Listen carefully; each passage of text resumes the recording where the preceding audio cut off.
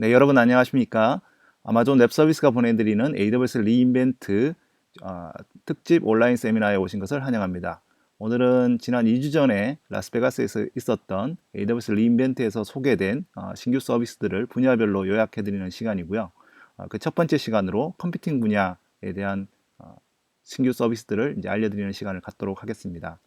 저는 AWS에서 테크니컬 에반젤리스트로 일하는 윤석찬이고요. 오늘 강연 중에 질문하는 방법에 대해서 잠깐 소개를 드리겠습니다. 오른쪽 창에 있는 Q&A 창에 여러분들이 이제 질문을 올리시면 저희가 실시간으로 답변을 드릴 텐데요. 전체 공개로 저희가 답변된 것은 검은색, 그리고 여러분 본인에게만 공개 답변하는 것은 이제 붉은색으로 하게 됩니다. 그래서 여러분들이 비공개로 연락을 해달라고 하거나 아니면 뭐 질문하시는 것이 있으면 이제 비공개라고 하고 이제 질문해 주시면 되겠습니다. 아마 이제 리인벤트를 안 가신 분들을 위해서 잠깐 제가 소개를 해드리려고 하는데요. 매년 저희가 이 행사를 하고 있어요. 그래서 4만 3천 명의 그 참가자가 있고요. 그리고 1,300개 이상의 그 세션이 열립니다. 지금 이 행사는 사실은 연중 가장 큰 그 클라우드 컴퓨팅 기반 행사고요. 다양한 그 액티비티가 열리게 됩니다. 그래서 뭐 가장 대표적인 게 이제 키노트겠죠. 기조연설이 이제 월요일, 화요일 밤, 그 다음에 수요일, 목요일 이렇게 이제 세 번에 거쳐서 이제 키노트가 있고요. 저희 이제 CEO 키노트랑 그 다음에 이제 CTO 키노트가 있습니다.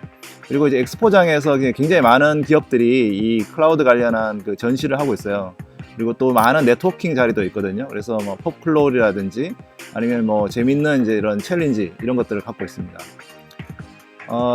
가장 이제 중요한 이 그 행사는 이제 교육에 관련된 거거든요. 많이 배우고, 그 다음에 새로운 서비스가 많이 런칭되고, 이런 것들을 이제 보는 것이 굉장히 중요하고요. 또 이제 이 행사의 그 끝 마지막에는, 이제 늘 우리가 하는 이제 리플레이라고 하는 행사가 있어요. 그래서 이 리플레이라고 하는 행사에서는 이제, 그 참가자들이 많이 즐기고, 하는 파티, 뭐 이렇게 음악 파티, 뭐 이렇게 DJ를 부르는 이런 이제 그런 이제 재밌는 파티가 열리기도 합니다. 네, 잠깐 이제 그 리멘트 현장을 잠깐 보셨는데요. 네, 올해 한국 고객들이 한 500여 명 이상의 한국 고객들 파트너사들이 참가를 했고요. 이 행사에 가시면 저희가 이제 주요 키노트에 한국 통역이 제공이 됩니다. 또 한국 고객 초청의 밤도 있고, 또 이제 특히 올해는 이제 4개의 그 세션을 영어로 하겠죠. 발표가 있었는데, 뭐 삼성전자에서 2개 정도를 발표했고, 그 다음에 넥슨, 그 다음에 푹, 이런 이제 회사들이, 주요 고객사들이 이제 AWS 리인벤트에서 세션 발표를 했습니다. 그리고 이제 또 특별히 이제 저희 이제 한국의 그 사용자 모임, 커뮤니티 리더들도 이제 참여해서 글로벌 유저 그룹 멤버들하고도 이제 네트워킹을 하고 하는 자리도 있었거든요. 그래서 여러분들 이 웨비나를 들으시고 혹시 이제 관심이 있으시면 내년에 이제 고객으로서 참여하는 것뿐만 아니라 그래서 커뮤니티 멤버의 일원으로 참가하는 것도 이제 굉장히 뜻깊은 일이라고 생각이 듭니다.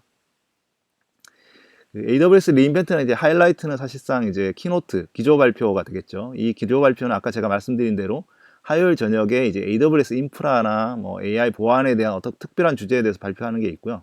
그리고 이제 수요일 아침에 앤디 제시라고 하는 저희 CEO께서 클라우드 분야별로 새로운 신규 서비스들을 많이 출시한 그런 발표가 있었고요. 그리고 이제 목요일 아침에 이제 아마존닷컴의 CTO이신 버너버게스 박사님께서 21세기 클라우드 아키텍처에 대한 기술 동향의 중심의 어떤 세션을 키노트를 시행을 하셨어요. 그래서 좀 이제 분야별로 그 각 분야별로 이제 독특한 그런 행사가 됐습니다.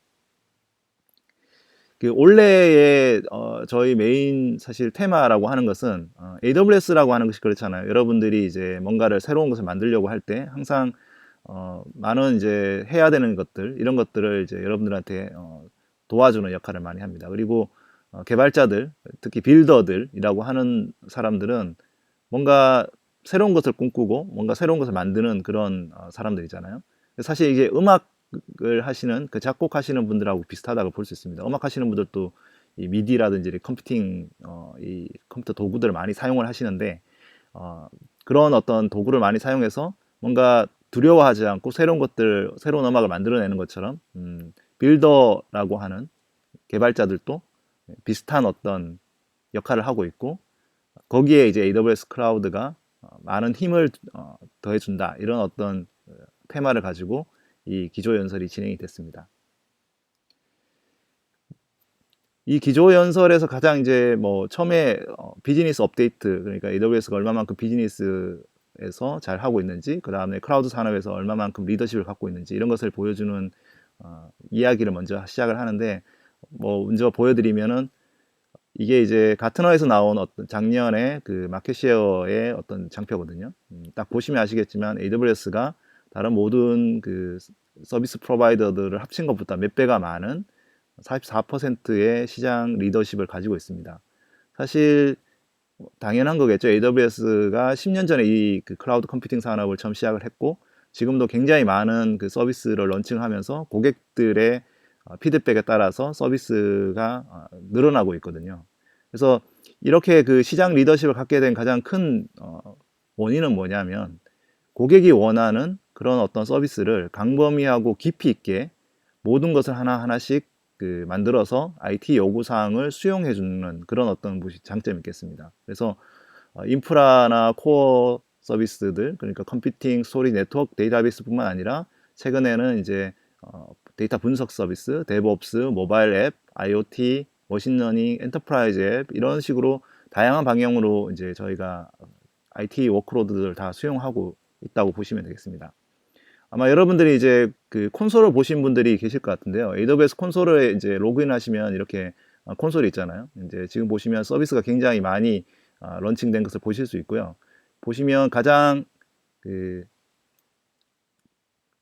이제 왼쪽에 컴퓨팅, 스토리지, 데이터베이스, 뭐 네트워킹, 이런 서비스들, 기본 서비스들이 이제 위치하고 있고, 그다음에 중간에 이제 다양한 클라우드 보안 관리 서비스들, 그다음에 AI 서비스, 데이터 분석 서비스, 이런 것들이 있고요. 그리고 마지막 그 오른쪽 그에 보면 애플리케이션 서비스, 즉 모바일 서비스나 뭐 AI, VR, 뭐 애플리케이션 통합, 고객 서비스, 기업 비즈니스 생산성 서비스, 뭐 IoT 서비스, 이런 것들이 이제 존재하고 있습니다. 이렇게 굉장히 많은 서비스들을 저희가 매번 런칭을 하고 있고요. 그 특히 이제 그 인프라 부분을 조금 더 살펴보면, 저희가 이게 전 세계에 있는 리전의 그 분포도입니다. 리전이라고 하는 것은 이제 여러분들이 만드신 클라우드 자원들을 호스팅하고 있는 데이터 센터들의 모음이죠. 그래서 각 지역별로 있게 되는데, 잘 보시면은 이제 첫 5년과 이제 넥스트 5년에 보면은 총 10년 동안 저희가 만든 리전 수가 11개가 되겠어요. 서울 리전은 이제 작년에 런칭을 했으니까, 그 전에 이제는 11개였는데 2016년부터 18년까지 저희가 리전을 확대를 하겠다고 이제 한 것이 11개예요. 그러니까 이제 작년 서울 리전부터 시작해서 저희가 어제도 저희가 이제 중국의 닝샤 그 리전이 이제 들어왔는데, 이렇게 이제 다양한 그 나라의 그 국가의 지역에마다 굉장히 많은 리전들을 빠르게 확장을 하고 있고, 지금 최근에 투자는 엄청나게 많은 투자를 하고 있다고 보시면 되겠습니다. 뿐만 아니라 각 리전뿐만 아니라 저희가 전 세계에 100여 개가 넘는 컨텐츠 배포 네트워크를 가지고 있어요. 그래서 이제 전 세계 어디에 있든지 간에 고객들이 좀 더 빠르게 뭐 이미지라든지 동영상이라든지 이 컨텐츠 캐싱을 통해서 또 빠르게 이제 액세스할 수 있는 그런 엣지 네트워크를 저희가 전 세계에 가지고 있고요. 50개가 넘는 도시에 저희가 이제 배포를 하고 있습니다. 그래서 전 세계 어디 있든지 간에 AWS 서비스를 빠르게 글로벌리하게 이제 제공할 수 있다는 장점이 있습니다. 뿐만 아니라 재밌는 것이, 최근에는 이제 아마존의 글로벌 네트워크가 그 100기가의 듀얼 네트워크를 제공하면서 리전 간 글로벌 리던던시를 빠르게 제공하는데 투자를 많이 하고 있다는 겁니다. 그래서 이제 앞으로 저희가 리전에 주로 이제 맞춰서 이제 서비스를 만들고 계시지만, 향후에는 좀 더 리전을 넘어서 글로벌 서비스를 하는데 필요한 서비스들도 계속 이제 추가하고 있다는 것이 좀 특징적인 변화가 되겠습니다. 이렇게 이제 AWS 클라우드 서비스는 인프라뿐만 아니라 각 서비스들도 굉장히 빠르게 성장을 하고 있어요. 그래서 매년 저희가 서비스를 런칭을 하는데, 서비스 런칭하는 숫자거든요. 이게 작년에 저희가 2,000여 개가 넘는 서비스 그다음에 신규 기능들을 런칭해서 어떤 서비스의 혁신들을 계속 이루어놨고요. 올해도 1,300개가 넘는 이제 아마 신규 서비스랑 신규 피처들이 업데이트가 될 것 같습니다. 이것은 이제 매년 저희가 이렇게 굉장히 빠른 속도로 업데이트를 하고 있다 이렇게 보시면 되겠습니다. 그래서 이번 리인벤트에서 나온 서비스들도 굉장히 많이 있어요. 그러다 보니까 우리가 이제 사실 이걸 다 이제 뭐 본다는 것이 쉬운 일은 아니죠. 그렇지만 오늘 이제 좀 특별히 중요한 것들만 좀 찍어서 같이 한번 알아보도록 하겠습니다. 그 AWS 서비스 특징과 트렌드에 대해서 잠깐 소개를 해드리겠습니다. 왜냐하면 오늘 이 세션뿐만 아니고 이제 오후에 있는 세션에서도 이 점을 좀 알고 계시면 여러분들한테 도움이 되실 것 같아서 설명을 드리려고 하는데요. AWS 서비스는 사실 크게 이제 큰 특징 중에 하나가 뭐냐면은 AWS 서비스에 있는 각각의 서비스들은 마치 이제 레고 블럭의 블럭처럼 여러분들이 원하는 요구사항들을 만들 수 있는 하나의 그냥 단일한 블럭들입니다. 그래서 이걸 우리가 프리미티브라고 부르거든요. 이 프리미티브라고 하는 건 이제 한국어로 뭐 우리가 번역을 하면 요리의 재료 또는 레고의 하나의 블럭 이런 것들이고요. 그래서 AWS에 있는 각각의 서비스들은 일종의 프리미티브의 역할을 하고 있어요. 그래서 여러분들이 원하는 요구사항에 맞춰서 조립을 해서 서비스를 하는 거죠. 예, 그게 가장 큰 특징 중에 하나입니다. 그래서 어떤 특별한 회사의 요구사항에 맞춰서 이 서비스가 하기가 힘들기 때문에 이 프리미티브로 제공을 한다는 점이고요. 그다음에 두 번째로는 고객들이 할 이 어떤 일을 하는 데 있어서 프리미티브 서비스를 쓰는 데 있어 갖고 어떤 부담들, 관리의 부담이라든지 아니면 뭔가 불필요한 어떤 비용들 이런 것들을 제거해주는, 그래서 그것들을 AWS가 어느 정도 이제 맡아서 진행해주는 풀리 매니지드, 저희가 완전 관리형 서비스라고 하는데 이런 서비스들 저희가 최근에 많이 내고 있고요. 그래서 AWS 서비스 안에는 이제 프리미티브 서비스와 풀리 매니지드 서비스가 있습니다. 그리고 최근의 경향은 뭐냐면 컴퓨팅 환경에서 굉장히 많은 변화가 있는데 오늘 또 계속 말씀을 드리겠습니다. 우리가 이제 기존에 어떤 애플리케이션 서비스를 한다고 하는 것은 이제 컴퓨팅 환경의 서버를 관리하는 부분들이 많이 있고요. 근데 이제 최근 클라우드 서비스의 경향은 이 서버가 없도록 만드는, 뭐 서버가 없어지는 건 아니죠. 서버가 개발자의 눈에 보이지 않도록 만드는 그 서버리스 환경으로 이제 많이 변화되고 있습니다. 그리고 아까 제가 인프라를 설명할 때도 말씀을 드렸지만 대개 이제 어떤 서비스가 이제 각 지역에 맞춰서 지역 고객들을 위해서 저희가 서비스를 하게 되는데요. 그러면 각각 리소스들도 각 리전에 이제 국한돼서 이제 리소스가 만들어집니다. 최근에는 이제 글로벌 서비스를 만드는 고객들도 굉장히 많고 글로벌 서비스가 굉장히 중요해지면서 리전 간 어떤 그 데이터 서비스 또는 리전 간 글로벌 서비스를 할 수 있도록 해주는 네트워크, 그다음에 DB 서비스 이런 것들도 굉장히 늘어나고 있거든요. 오늘 이번 리인벤트 때 아마 그런 부분들이 굉장히 독특하게 이제 특징적으로 나왔는데요. 그래서 이러한 네 가지를 주안점을 두고 오늘 새로운 신규 서비스들이 나오는 것을 이제 참고하시면 도움이 되겠습니다. 자, 먼저 컴퓨팅 서비스 오늘의 주요 주제를 다루도록 하겠습니다. 컴퓨팅이라고 하는 것은 이제 CPU 메모리가 있는 우리가 애플리케이션 돌아가는 플랫폼을 얘기하는 거죠. 이 컴퓨팅에는 크게 우리가 인스턴스, 즉 다시 말해서 가상 서버, 기존에 우리 물리 서버를 쓰다가 지금은 이제 데이터 센터에 있는 물리 서버가 아니라 클라우드 환경에 있는 가상 서버를 쓰게 되는데 이제 저희가 이 가상 서버들을 AWS에서는 인스턴스라고 부르잖아요. 인스턴스라고 하는 것은 사실 일회용 컵, 뭐 이제 그래서 서버는 사실은 여러분들 사시면 버린다, 이게 한번 쓰고 버린다, 이게 참 쉬운 일이 아니잖아요. 예, 뭐 이게 공들여 샀는데, 근데 인스턴스라고 하는 말에서 우리가 주는 의미는 가상 서버라는 것을 우리가 언제든지 만들고 없애고 새로운 어떤 그 애플리케이션을 배포를 하고 할 수 있도록 하자라는 말에서 이 인스턴스가 있는데 이건 가상 서버를 얘기하는 겁니다. 근데 이 가상 서버 환경이 최근에는 컨테이너 환경, 즉 다시 말해서 서버 안에 대개 애플리케이션이 종속화되게 되는데 이 컨테이너라고 하는 것은 애플리케이션을 서버에서 분리를 해내서 격리화를 시킨 다음에 어떤 서버든지 간에 배포할 수 있도록 하는 환경이잖아요. 그래서 사실 서버를 깡통으로 만드는 그런 환경이거든요. 그래서 이 컨테이너 환경으로 이제 많이 넘어오고 있고요.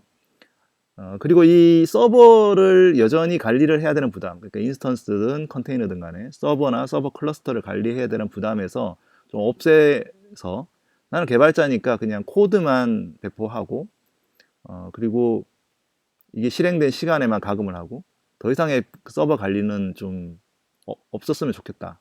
빠르게 개발을 했으면 좋겠다. 그래서 비즈니스 로직에만 포커스는 하고 싶다.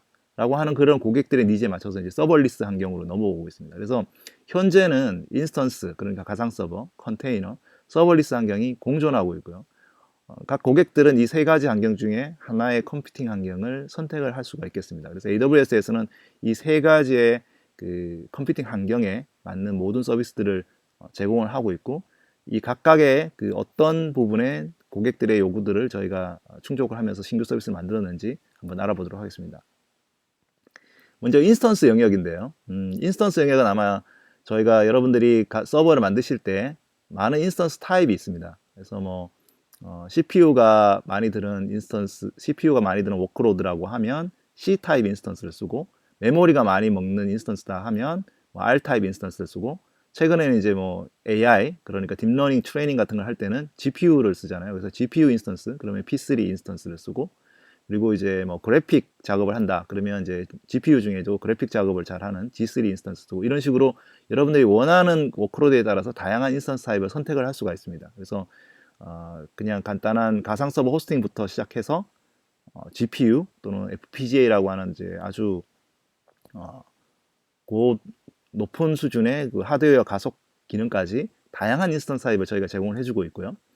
원래 이제 새로 나온 인스턴스 타입과 기능들 몇 가지를 이제 소개를 해드리려고 합니다. 지금 이제 여기 노란색으로 되어 있는 부분인데, 이 부분들을 이제 설명할 때 이제 조금 원래 조금 특징적인 부분을 설명할 때 먼저 EC2 아키텍처에 대한 소개를 조금 해드려야 될 것 같아요.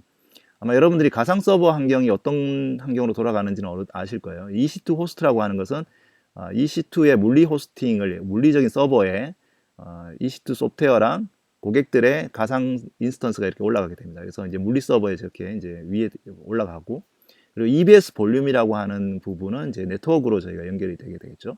그리고 그 외에 인스턴스 관리하는 이미지라든지 뭐 시큐리티 그룹이라든지 이런 것들 관리하는 관리 서비스가 이렇게 별도로 나와 있습니다. 그래서 아주 밴드위스가 높은 이 네트워크 안에서 EC2 호스트와 EBS 볼륨과 관리 서비스가 이렇게 운영이 되고 있다고 보시면 되겠습니다.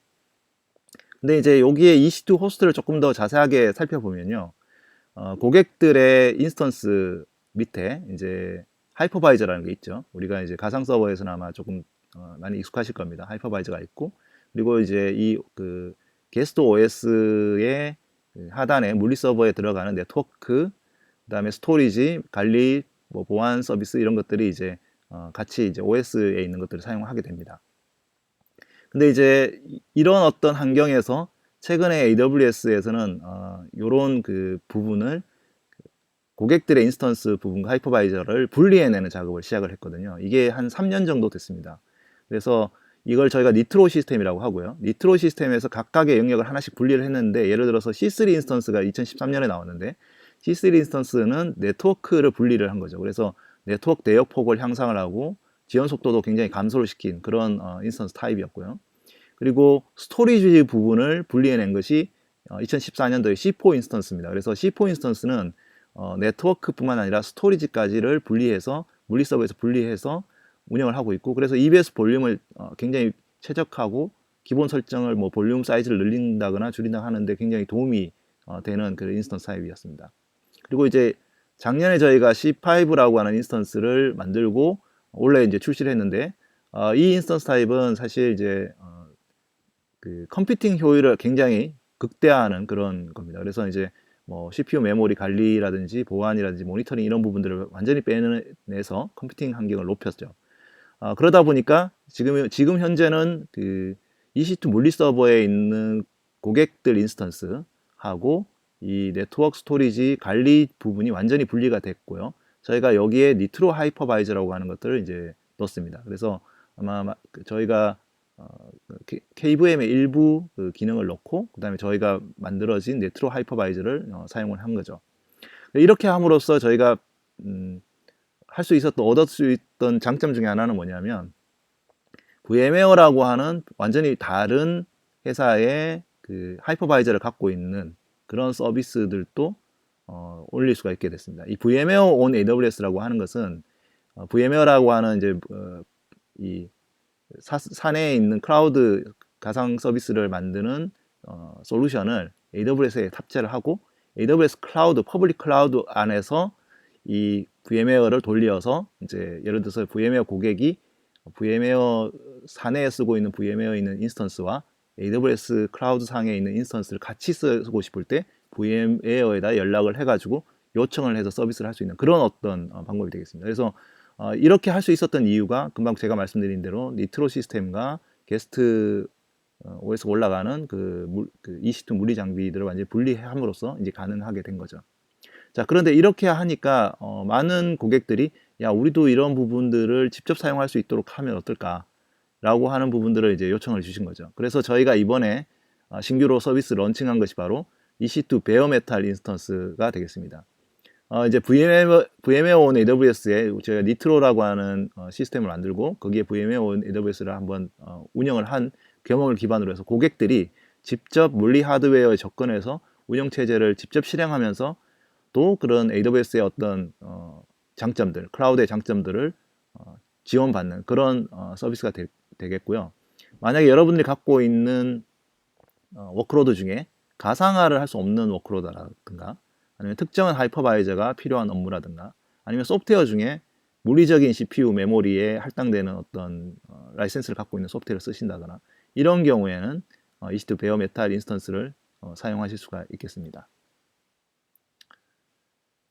자, 그 외에 이제 몇 개 신규 인스턴스 타입을 이제 소개를 해드리려고 하는데요. 아마 여러분들 T2 인스턴스라고 하는 것은 아실 거예요. T2 인스턴스라고 하는 것은 기존의 그 인스턴스보다 굉장히 비용이 낮지만 그 CPU의 어떤 사용량을 이제 아주 조금 제한을 해서 원할 때의 어떤 CPU의 크레딧이라는 것을 통해서 이제 사용을 하고 그 외에 그 크레딧이 소진될 때까지 이제 어떤 그 정해진 CPU 용량을 넘어가는 부분을 커버해 줄 수 있는 그런 이제 인스턴스 타입이죠. 그래서 아마 이제 아주 이제 뭐 평상시에는 이제 뭐 트래픽이 없다가 뭐 일시적으로 트래픽이 조금씩 증가하는 그런 경우에 굉장히 비용 효율적으로 사용할 수 있는 인스턴스 타입입니다. 근데 이제 약간 이 인스턴스 타입의 이슈는 뭐냐면 그렇게 CPU 그 크레딧을 저희가 할당을 매일 하잖아요. 근데 하는 것들을 쓰다가 이게 다 소진이 되고 나면은 이 트래픽을 커버를 해주기가 어렵다는 거죠. 그래서 뭐 이런 부분에서 이제 뭐 예를 들어 우리가 오토 스케일링을 건다거나 해서 이제 자동으로 인스턴스 T2 인스턴스를 더 늘려갖고 이제 해결하기도 하지만 그래도 이제 이런 부분들이 이제 여러분들한테 고객들한테 굉장히 그 돈을 좀 더 낼 테니까 CPU 크레딧 좀 더 주세요. 뭐 이런 이제 요구사항이 많았고요. 그래서 이제 T2의 언리미티드 그러니까 T2 무제한이라고 하는 인스턴스 기능을 넣었습니다. 그래서 T2 인스턴스 여러분들 만드실 때 이 T2 언리미티드 기능을 활성화시키면 하루치 크레딧을 더 주게 돼요. 그래서 충분한 이제 CPU 크레딧을 받게 됩니다. 그래서 피크 트래픽 때 조금 더 그 크레딧들을 더 할당을 받아서 이제 이걸 더 처리를 할 수 있는 그런 어떤 아주 좋은 그런 기능이 되겠습니다. 많은 분들이 아마 T2 인스턴스 쓰시는 분들은 굉장히 좋아하실 것 같아요. 이 기능이. 다음에 이제 아까 M4라고 하는 저희 인스턴스 타입 있죠. M4 인스턴스 타입은 기본적으로 이제 제너럴 퍼포스 그러니까 일반적인 웹 애플리케이션이나 뭐 서비스에서 돌릴 수 있는 그런 인스턴스 타입입니다. 많은 고객들이 이제 조금 더 그 좋은 그 CPU와 메모리 그리고 이제 좀 더 많은 CPU 메모리를 원하시는 분들이 계셔갖고요. 그래서 M5라고 하는 차세대 인스턴스 타입을 저희가 출시를 했고요. M4에 대비해서 뭐 가격이나 성능이 14% 향상이 됨으로써 궁극적으로는 M5 인스턴스 쓰시면 이제 비용 절감의 효과도 갖게 됩니다. 그리고 M5 24X 라지라고 하는 새로운 인스턴스 타입도 저희가 추가를 해서 CPU랑 메모리 사이즈가 엄청나게 큰 그런 인스턴스 타입도 저희가 추가를 했습니다. 그리고 이제 H1이라고 하는 인스턴스 타입도 이제 저희가 추가를 했는데요. H1 인스턴스 타입은 이제 빅데이터에 최적화된 그 I/O가 잘 된 그리고 데이터 네트워크 속도랑 I/O 속도랑 이런 것들이 굉장히 좋은 그런 인스턴스 타입입니다. 사실 이제 그 빅데이터에 최적화된 이 I/O랑 그다음에 볼륨이 이제 많은 인스턴스 타입이 D2라고 하는 인스턴스 타입이 있었는데요. D2보다도 그 CPU 양은 더 많고 그리고 네트워크 밴드위스가 훨씬 더 높은. 그래서 뭐 여러분들이 이제 카프카나 아니면은 하둡의 데이터를 처리를 해야 된다. 그러면은 이 인스턴스 타입을 쓰시면 굉장히 도움이 될 것 같습니다. 자, 지금까지는 이제 인스턴스 분야에 어떤 서비스를 저희가 좀 만들었는지 이런 것 부분들을 이제 설명을 좀 드렸고요. 두 번째는 이제 컨테이너라고 하는 분야를 이제 설명을 드리려고 합니다. 이 컨테이너라고 하는 부분은 이제 최근에 많은 분들이 도커라고 하는 컨테이너를 쓰시면서 기존의 서버에서 그 제한되어 있던 애플리케이션들을 도커라고 하는 컨테이너 이미지로 만들고 그것들을 배포함으로써 좀 더 빠르고 효율적으로 서비스를 런칭을 하고 배포할 수 있는 그런 어떤 기능이 되겠습니다. 아마존에서는 이제 이 일레스틱 컨테이너 서비스라고 하는 ECS라고 하는 컨테이너 관리 배포 서비스를 저희가 이미 2014년도에 제공을 하고 있고요. AWS에 있는 다양한 플랫폼들하고 연동을 해서 이 컨테이너 서비스들을 만들어서 서버 클러스터를 관리를 하고 그다음에 이제 컨테이너 오케스트레이션을 지원하는 그런 ECS라고 하는 서비스를 만들었습니다. 그리고 다양한 이제 컨테이너 서비스들을 기능들을 이걸 통해서 관리 서비스로 완전 관리 서비스로 제공을 하고 해주고 있고요. 현재 굉장히 많은 그 ECS를 사용하는 고객사들이 있습니다. 네. 뭐 여기 있는 로고에 보시면 뭐 삼성전자도 있고, 여러분들이 좀 잘 아시는 에드롤도 있고, 코세라, 캡탈원 이런 회사들이 다 이제 ECS 기반으로 컨테이너를 활용하고 있는 그런 회사들이 되겠습니다. 그런데 그 최근에는 이 컨테이너 오케스트레이션을 하는 그 툴들이 굉장히 많이 있죠. 뭐 도커 같은 경우 도커솜이라고 하는 툴이 있고, 그다음에 이제 ECS가 있고, 그다음에 최근에 많이 쓰는 오픈 소스 중에 이제 쿠버네티스라고 하는 것이 있습니다. AWS가 이제 지난 10월 달에 그 CNCF라고 이제 클라우드 네이티브 컴퓨팅 파운데이션이라고 하는 오픈 소스 재단에 저희가 가입을 했는데 여기에 조사 결과 지난 2년간 클라우드에서 그 클러스터 관리, 그러니까 도커 컨테이너 클러스터 관리에 사용하고 있는 소프트웨어를 조사를 해보니까 되게 그 쿠버네티스를 쓰고 있는 분들이 굉장히 많은데 그 중에 AWS의 63% 사용자가 쿠버네티스 사용하고 있답니다. 이게 이제 최근 저희가 1년 정도의 데이터인데요. 그래서 많은 고객들이 이제 EC2에다가 쿠버네티스를 올려서 서비스를 하시면서 조금 더 편리한 어떤 관리 서비스가 있으면 좋겠다라고 저희한테 계속 피드백을 주셨어요. 그래서 저희가 이번에 그 아마존 일레스틱 컨테이너 서비스 포 쿠버네티스, 즉 ECS 서비스에다가 쿠버네티스를 올려서 쓸 수 있는 그런 어떤 관리형 서비스를 저희가 제공을 해드립니다. 그래서 여러분들이 그 물리 장비에 있는 하이에다가 뭐 쿠버네티스 쓰고 있거나 하더라도 저희가 호환이 가능하고요. 그리고 이제 이 쿠버네티스를 AWS가 갖고 있는 고가용성 그 리전이나 AG 그 가용 영역이나 이런 데서 배포를 함으로써 멀티 AG에 배포함으로써 가용성을 높일 수 있고요. 그리고 이제 쿠버네티스의 뭐 버전 업그레이드라든지 패치 이런 것들 자동으로 진행을 하고 또 가장 좋은 것이 이제 AWS에 있는 다양한 서비스 뭐 클라우드 와치라든지 ELB라든지 IML라는 권한 관리라든지 VPC라는 네트워크라든지 이런 것들을 통해서 쿠버네티스에다가 컨테이너와 애플리케이션을 올리는데 큰 도움이 되겠습니다. 그래서 지금은 현재 이제 미리 보기로 저희가 출시를 했고요. 그래서 일부 고객들은 이미 사용을 하고 있고 여러분들이 이제 프리뷰라고 하는 것은 이제 사인업을 하시면 이제 초대를 받아서 이제 사용을 해보실 수가 있겠습니다. 먼저 EKS를 한번 잠깐 데모를 한번 보여드리도록 할게요. 지금 이제 이게 프리뷰의 데모인데요. 프리뷰 데모는 아주 간단하게 되어 있죠. 보시면 이제 기능이 거의 없는 것처럼 보여요. 뭐 클러스터 만드는 게 다고 클러스터에 이제 운영을 하는 게 다인 것처럼 이제 보이는데요. 지금 보시면 이제 클러스터 이름을 적고 이제 쿠버네티스 버전을 선택을 하고 필요한 그 VPC랑 그다음에 네트워크 그 리소스를 이제 세팅을 하는 이제 그게 되겠습니다. 근데 이제 여러분들이 한 가지 아셔야 될 것은 뭐냐면은 AWS의 모든 서비스는 API를 먼저 만들어요. 그래서 어떤 기능들을 동작을 하면 그 기능의 API를 먼저 만들고 난 다음에 그리고 그 다음에 이제 CLI라고 해서 도구들을 만들죠. 그래서 API, SDK라든지 도구를 먼저 만들고 그리고 제일 마지막에 콘솔을 만듭니다. 그 API를 기준으로. 그래서 이 콘솔에 있는 기능이라고 하는 것은 사실 전체 API의 일부의 기능만 가지고 있어요. 그래서 여러분들이 AWS를 잘 쓰신다고 하는 것은 사실 이 콘솔을 잘 쓰는 게 아니라 API를 잘 쓰는 거죠. 랭귀지에 따라 가지고 여러분 SDK를 통해서 API를 쓰시거나 아니면은 그 CLI 도구, 뭐 명령 도구를 써서 어떤 간단한 스크립트를 짜서 운영을 한다거나 그런 것들을 잘 하시는 것이 이제 AWS 잘 쓰시는 거고요. 이제 콘솔은 사실 어, AWS에서 아주 일부 기능만 이제 저희가 하는 거다 이렇게 보시면 되겠습니다. 그래서 이제 여기 콘솔에 EKS에 이제 클러스터 만드는 것을 이제 잠깐 보여드리고 있고요. CLI를 통해서 이 그 클러스터가 어떻게 움직이는지 한번 보도록 하겠습니다. 그래서 여기 보시면 이제 리인벤트라고 하는 그 쿠버네티스 클러스터가 만들어졌고요. 이거를 이제 간단하게 CLI에서 한번 찾아보도록 하겠습니다.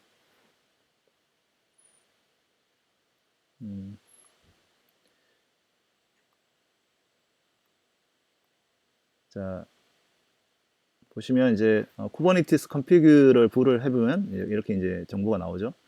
그래서 뭐 클러스터가 이렇게 어떻게 세팅이 됐는지 이렇게 보실 수가 있고요. 그리고 쿠버네티스의 뭐 팟들, 그러니까 이제 컨테이너가 올라가는 것들을 이제 팟이라고 하는데 팟의 뭐 숫자나 이런 어떻게 얼마만큼 떠 있는지 이런 것들을 이제 보실 수가 있겠습니다. 그래서 지금 현재는 이제 프리뷰 상태고요. 여러분들이 신청을 하시면 이제 사용을 해보실 수가 있겠습니다. 자, 이런 그 쿠버네티스 서비스 굉장히 많은 분들이 이제 기다렸고 또 한호한 그런 서비스가 되겠습니다. 그래서 쿠버네티스 기반의 이제 컨테이너 서비스도 좋지만 여전히 이제 개발자들은 조금 더 쉽게 사용하는 방법이 없을까 이렇게 물어보죠. ECS도 사실은 이제 서버 클러스터를 세팅을 하고 금방 보여드린 대로 클러스터의 뭐 안에 팟이라든지 이런 것들 다 이제 관리를 하고 그다음에 이제 컨테이너 노드나 이런 것들 다 관리를 해야 되거든요. 근데 이제 그런 어떤 그것을 보지 않고 그냥 나는 그냥 컨테이너만 배포하고 싶다. 그렇게 하시는 분들을 위한 서비스가 저희가 파게이트라고 하는 서비스를 만들었어요. 그래서 이 파게이트라고 하는 것은 개발자가 컨테이너만 배포를 하고 뒤에 단에 서버가 없을 수는 없겠죠. 이 관리해야 될 클러스터나 서버가 사실 뒤에 인비지블 보이지 않는 형태로 이제 제공이 되고 있는 거고요. 개발자들은 이렇게 딱 그 원하는 그 도커 이미지만 서비스에다가 배포를 할 수 있도록 할 수가 있겠습니다. 그래서 인프라는 AWS 관리하고 여러분들은 이제 손쉽게 그냥 컨테이너만 실행할 수 있도록 그렇게 해드리는 거고요. 지금 현재 ECS 서비스는 이제 이미 출시가 돼서 여러분들이 사용해 볼 수가 있고요. EKS용 서비스는 이제 저희가 EKS가 런칭을 하면 같이 파게이트가 같이 실행이 되겠습니다. 그래서 파게이트를 잠깐 이제 살펴보도록 하겠습니다. 자, ECS 콘솔에 들어오시면 기본적으로 클러스터 생성을 해서 관리를 할 수가 있는데요. 지금 보시면 제가 파게이트로 만든 이제 클러스터를 하나 보여드리고 있습니다. 그래서 클러스터를 생성할 때 보시면 세 가지 옵션이 있는 걸 볼 수 있죠. ECS의 기존의 리눅스 인스턴스 서버 클러스터 또는 윈도우즈 서버 클러스터에다가 배포를 하는 거죠. 이런 건 이제 서버가 이미 보이게 됩니다. 그래서 원하는 서버들이 이렇게 인스턴스들이 딱 뜨게 되고요. 그 인스턴스를 EC2 콘솔에서도 볼 수가 있습니다. 근데 이 파게이트로 만든 것은 네트워크 온리죠. 그러니까 즉 다시 말해서 우리가 그냥 컨테이너만 배포만 하면 되고 나머지 그 부분들은 다 AWS가 관리하는 그런 부분이 되겠습니다. 그래서 굉장히 쉽게 그 인스턴스를 만들 수가 이 컨테이너를 배포할 수 있다 이렇게 보시면 되겠습니다. 그래서 파게이트로 만든 인스턴스 그 도커 클러스터를 보시면은 이제 내가 원하는 서비스만 이렇게 정의를 하고 여기에 이제 배포를 하면 되고요. 그래서 필요한 어떤 작업들을 여기다가 넣어서 이렇게 러닝이 되고 있는 것을 보실 수가 있어요. 그 외에 이제 뭐 인스턴스라든지 이런 건 전혀 관리가 없고요. 원하는 부분들만 이렇게 서비스가 가능한 그렇게 되겠습니다. 그래서 여러분들이 이제 지금은 선택을 두 가지 옵션을 선택할 수가 있어요. 즉 다시 말해서 서버 클러스터를 직접 눈에 보면서 관리하는 그 ECS나 EKS 서비스를 쓰거나 아니면 이제 ECS, EKS 쓸 때 이 서버 클러스터 관리하지 않는 그 파게이트를 쓰거나 이렇게 두 가지를 할 수가 있겠습니다. 그래서 사실상 이제 컨테이너에 서버가 보이지 않는 그런 형태가 되겠죠. 자, 이제 마지막으로 이제 서버리스 환경의 어떤 변화를 좀 이제 살펴보려고 합니다. 서버리스는 제가 이제 설명을 드린 것처럼 저희가 2014년도에 AWS 람다라고 하는 서비스를 만들면서 이 서버리스 개념을 처음 도입을 했습니다. 그래서 이 서버가 없다는 것이 사실 어떻게 보면 컴퓨팅 환경 서비스를 어떻게 애플리케이션 어떻게 만들까 이렇게 많은 분들이 이제 의아해 하셨는데, 사실 서버 관리 없이 컴퓨팅 서비스 애플리케이션을 돌릴 수 있다는 것은 우리가 비즈니스 로직에만 집중할 수 있다는 거고요. 그러다 보니까 그러다 보니 다른 어떤 시간을 쓰지 않고 개발하는 데만 쓸 수 있는 그런 어떤 장점이 있겠습니다. 서버 관리가 없으니까 여러분들이 뭐 비용 특별한 어떤 뭐 쏟아야 될 다른 가외적인 그런 게 없고요. 그리고 확장성도 굉장히 뛰어나죠. AWS가 갖고 있는 확장성과 고가용성을 그대로 활용을 하면서, 재밌는 것은 이 컴퓨팅 환경이 기존에는 서버 환경은 사실 그 시간당 가공을 하잖아요. 그래서 서버가 켜져 있는 시간에 가공을 하고 실제로 애플리케이션이 동작하지 않더라도 서버는 항상 켜져 있기 때문에 그 비용이 들게 됩니다. 그렇지만 AWS 람다 서비스는 그 코드가 실행된 시간에만 가공을 하기 때문에 그 실행된 사용한 시간만큼만 가공을 합니다. 그러니까 기존의 그 서버 인스턴스 또는 뭐 컨테이너 인스턴스, 컨테이너의 서버 클러스터의 인스턴스를 쓰는 것보다도 훨씬 더 저렴한 그런 비용 절감 효과도 갖고 있다, 이렇게 보시면 되겠습니다. 그래서 이 AWS 람다라고 하는 서비스가 지금은 굉장히 그 광범위하게 저희가 AWS에서 사용이 되고 있습니다. 그래서 이 AWS 람다라고 하는 함수들은, 코드들은 이벤트라고 하는 것에 의해서 실행이 되죠. 그래서 S3에 이미지가 업로드가 됐다, 다이나모DB의 데이터가 어떻게 들어왔다, 키네시스의 어떤 데이터가 들어왔다, 아니면 API 게이트웨이를 통해서 REST API가 호출이 됐다, 이런 다양한 어떤 이벤트에 맞춰서 그때그때 이 스테이스리스하게 이 람다 함수가 실행이 되게 됩니다. 그래서 굉장히 많은 18개의 저희가 이벤트 소스를 지원을 하고 있고요.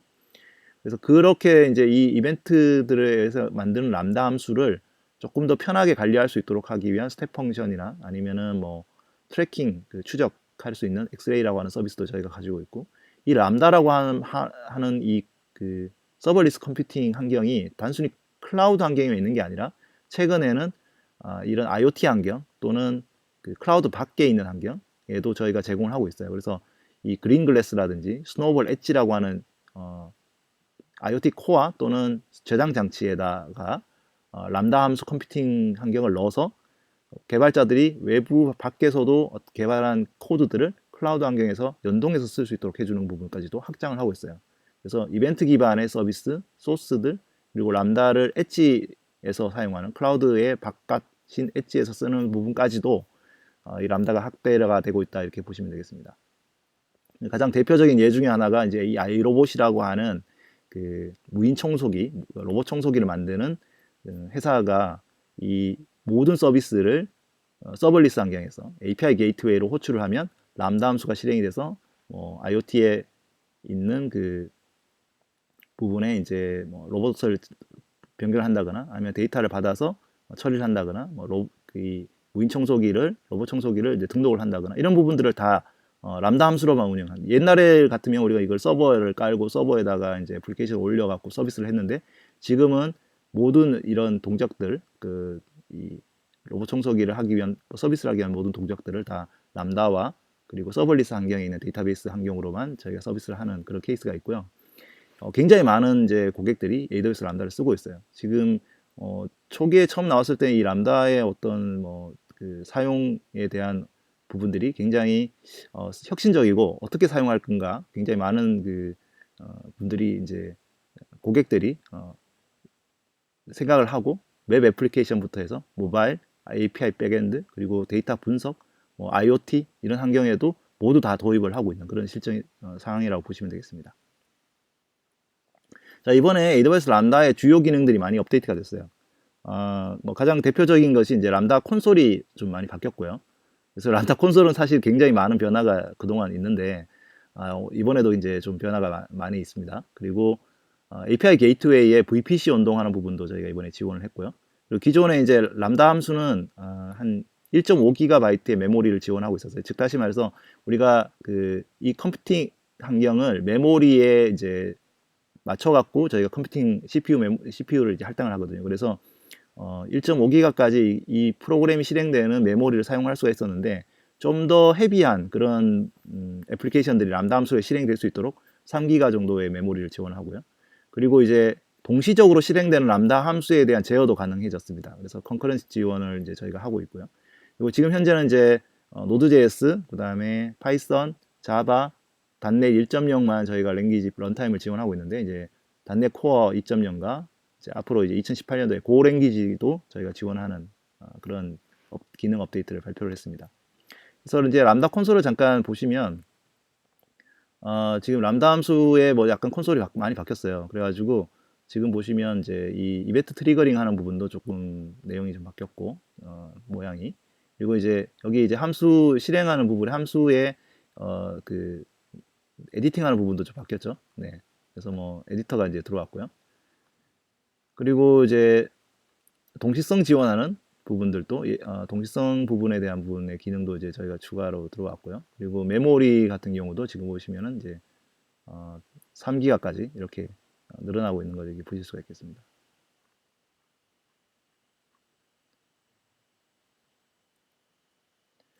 자, 이 람다 함수를 이제 많이 만들어서 이제 서비스를 하시는데, 많은 고객들이 갖고 있는 요구사항 중에 하나는 뭐냐면은 어떻게 하면은 조금 더 쉽게 람다 함수의 샘플 예제와 이런 것들을 서로 공유를 하고, 그 다음에 필요하다면 여러분들이 갖고 있는 마이크로 서비스들을 API로 만든 서비스들을 외부에다가 배포를 할 수 있을까. 그래서 사실은 이제 일종의 생태계가 좀 더 이제 형성이 되는 것들을 지원하기 위한 그런 요청들이 많이 있거든요. 그래서 이번에 저희가 만든 서비스 중에 하나가 AWS 서버리스 애플리케이션 레파지토리라고 하는 겁니다. 이거는 서버리스 앱의 샘플 앱이라든지, 그다음에 아니면 비즈니스로 만든 그 람다 기반의 서버리스 앱을 배포 또는 판매, 구매도 할 수 있는 그런 서비스예요. 그래가지고 여러분들이 람다 함수를 만들 때 이런 애플리케이션을 검색해서 바로 그냥 원클릭으로 배포할 수도 있고, 그리고 여러분들이 이제 만든 것들을 이제 커뮤니티 애플리케이션으로 공유도 가능한 그런 서비스가 되겠습니다. 현재 프리뷰로 런칭을 했고요. 아마 아직 여러분들이 이제 신청을 하셔야만 사용을 할 수 있는데, 간단하게 어떻게 돌아가는지를 잠깐 보여드리도록 하겠습니다. 자, 이 람다 함수, AWS 람다에 들어오시면 람다 함수를 실행을 만들 때 보면 다양한 이제 함수들이 있죠. 여기 함수 생성할 때 여러 방법이 있어요. 먼저 그냥 간단하게 새로 만드는 게 있죠. 이건 아주 이제 아주 코드가 없는 상태에서 그냥 빈 그 함수를 만드는 거고요.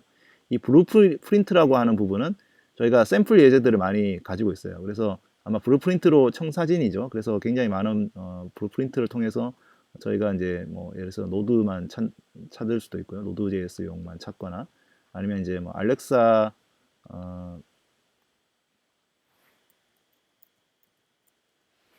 알렉사 스킬을 뭐 만드는 그런 어떤 그 샘플을 찾거나 이렇게 이제 찾아서 이제 초기에 이렇게 보일러 트레이 보일러 템플릿처럼 이렇게 플레이트처럼 이렇게 만들 수 있는 그런 기능이 있고요.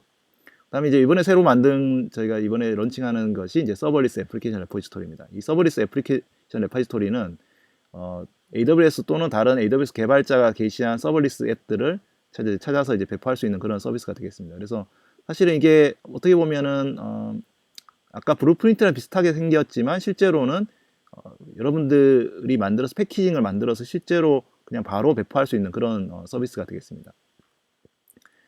한 가지 재밌는 이제 걸 보시면 지오 코드, 즉 다시 말해가지고 우리가 주소를 만약에 위경도 좌표로 바꾸고 싶다, 그런 서비스를 만들고 싶다, 그러면 그것을 만드는 회사가 있겠죠. 그리고 회사가 배포를 할 수가 있겠죠. 그 중에 이제 저희가 히어맵이라고 하는 유럽에서 많이 쓰고 있는 구글 맵하고 비슷한 그런 히어맵이라는 회사가 있는데요. 히어라는 회사가 만든 이 지오 코드라고 하는 서비스를 쓸 수가 있어요. 그래서 여기에 이제 지오 코드를 한번 보시면 이 서비스를 바로 이제 설정만 하고 배포를 할 수가 있죠. 보시면은 API 키, 그죠? 앱 아이디, 요 이제 이 지오 그 히어닷컴의 개발자 사이트에서 받아오는 API 키를 이렇게 넣어갖고 바로 배포할 수 있고요. 그 설명을 보시면 이제 지금 바로 만들어서 운영이 되고 있죠. 그래서 여기 보시면 설명과 그다음에 퍼미션, 그리고 이렇게 만든 패키징들은 다 이렇게 AWS의 서버리스 어플리케이션 모델이라고 해서 클라우드 포메이션 템플릿처럼 이렇게 만들어서 이런 식으로 이제 템플릿을 해서 패키징을 할 수 있도록 만들어져 있습니다. 그리고 이제 여기에 뭐 설명도 있고요. 라이센스도 갖고 있어요. 그래서 아파치 2.0 라이센스로 배포를 하는 거죠. 그래서 여러분들이 만약에 여러분들의 애플리케이션들을 서버리스 애플리케이션 모델로 CF 클라우드 포메이션 템플릿으로 만든 다음에 이렇게 해서 업로드를 하시면 배포를 할 수가 있겠습니다. 그래서 이렇게 다양한 그 애플리케이션들을 그 서버리스 애플리케이션들을 공유하고 그리고 다른 개발자들에게 필요하다면 판매도 할 수 있는 그런 에코시스템이 이 서버리스 애플리케이션 레파지토리가 되겠습니다.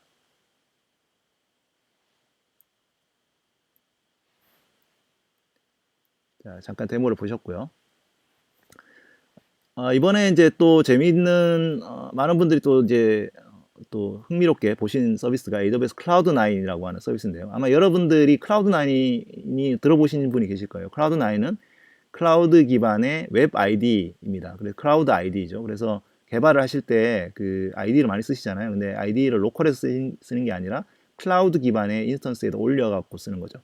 그래서 뭐 우리가 개발을 바로 이제 온라인에서 하기 때문에 배포도 빠르게 할 수 있고 그렇게 할 수 있는 아주 좋은 서비스인데 이것이 이제 저희가 클라우드9을 저희가 AWS가 인수를 한 다음에 한 1년간 저희가 조금 서비스를 잘 구성을 해가지고 AWS에 연동을 하게 된 겁니다. 그래서 기존에 이제 그 아마 클라우드9 cgood.io라고 하는 사이트에 들어가서 이제 아마 사용을 하셨을 텐데 지금은 클라우드9 사이트를 가면 이제 AWS로 이제 옮기게 되고요. AWS 안에 콘솔로서 이제 쓸 수가 있게 됩니다. 그래서 이번에 이제 저희가 추가한 기능들은 AWS랑 강력하게 연동을 하는 거죠. 기존에도 클라우드9은 AWS 사용하고 있었는데 AWS 서비스랑 이제 직접적 연동을 하면서 우리가 이제 특히 이제 AWS 람다 지금 이제 보여드리는 서버리스 환경의 그 개발을 클라우드 ID를 통해서 할 수가 있고 그리고 필요하다면 이제 실시간 페어 프로그래밍도 가능하고요. 그리고 다양한 디버깅 도구들도 이제 제공을 하고 있어요. 그래서 팀별로 개발을 한다거나 아니면 이제 뭐 그 클라우드 환경에서 원하는 그 개발을 할 때 큰 도움이 되겠습니다. 그리고 이제 이 서버리스 앱들은 AWS에 있는 코드 스타라고 하는 코드 개발 서비스들이죠. AWS 뭐 데브옵스 환경에 필요한 배포 도구들, 뭐 코드 파이프라인, 코드 디플로이, 코드 커밋 같은 소스 레파지토리, 그다음에 코드 빌드 같은 빌드 서비스 이런 것들하고 바로 연동을 할 수가 있어요. 그래서 여러분들이 그 클라우드9을 통해 가지고 만든 애플리케이션을 코드 스타로 배포를 하시면 AWS에 있는 코드 서비스들, 그 데브옵스 배포 서비스들이 다 뒷단에서 이제 바로 배포가 되는 그런 어떤 환경을 제공을 해드립니다. 이 클라우드9 콘솔들을 잠깐 한번 볼게요. 자, 여기에 이제 클라우드9의 첫 화면에 들어오시면은 여러분들 보시는 그런 화면이 되겠습니다. 그래서 과거에는 AWS cgood.io에서 이제 들어갔는데 지금은 이제 콘솔에서 바로 사용하실 수가 있고요. 클라우드9의 뭐 환경을 만들면 아주 간단하게 쉽게 만들 수가 있어요. 네. 그래서 뭐 지금 이제 디테일을 보시면 되고요.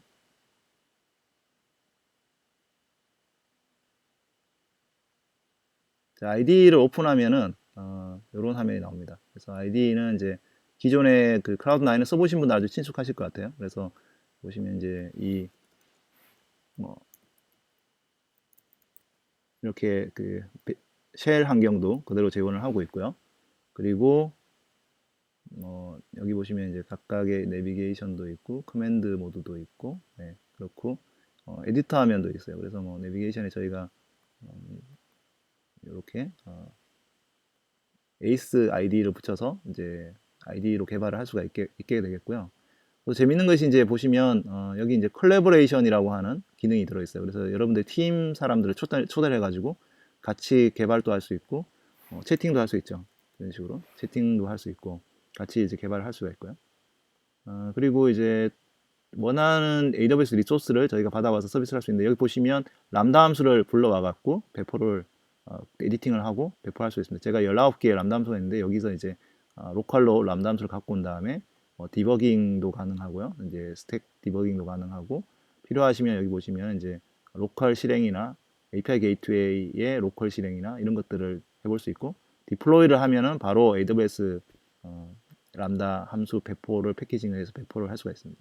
이렇게 이런 식으로 다양한 그 기능들을 이제 AWS 클라우드9을 통해서 지원을 하고 있어요. 자, 그래서 이런 어떤 그 인스턴스, 컨테이너, 서벌리스 환경의 모든 환경에 새로운 서비스들을 많이 런칭을 했고요.